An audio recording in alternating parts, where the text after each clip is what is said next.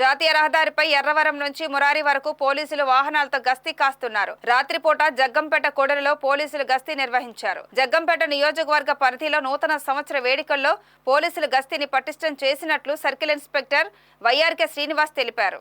ఈ సందర్భంగా శ్రీనివాస్ మాట్లాడుతూ డిసెంబర్ 31న కొత్త సంవత్సరానికి స్వాగతం పలుకుతూ యువత సందడి చేయనున్న నేపథ్యంలో ఎలాంటి అవాంఛనీయ ఘటనలు చోటు చేసుకోకుండా జగ్గంపేట పరిధిలో 5 గస్తీ వాహనాలతో పెట్రోలింగ్ చేయనున్నట్లు తెలిపారు. Drunk and drive, triple riding, helmet లేకుండా వాహనాలు నడిపే వారిపై కేసులు నమోదు చేస్తామన్నారు. జగ్గంపేట, గండేపల్లి, కిర్లంపూడి మండలాల్లో అన్ని గ్రామాల్లో వాహనాలతో పెట్రోలింగ్ చేపట్టి అల్లర్లకు పాల్పడే వారిపై కేసులు నమోదు చేస్తామని తెలిపారు. ఈ గస్తీలో జగ్గంపేట, గండేపల్లి, కిర్లంపూడి ఎస్ఐలు, పోలీస్ సిబ్బంది పాల్గొన్నారు.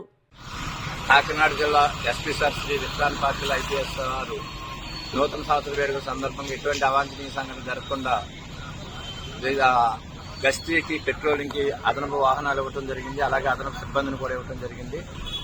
గండేపల్లి, కిర్లంపూడి, జగ్గంపేట యువత అందరూ కూడా కుటుంబ సభ్యులతో కలిసి ఆనందోత్సవాలుగా నూతన సంవత్సర వేడుక జరుపుకోవాలని, అలాగే ట్రిబుల్ రైడ్ చేయటం, హెల్మెట్ లేకుండా రోడ్డు మీదకి రావటం లాంటివి చేయొద్దని తెలియజేస్తున్నాం.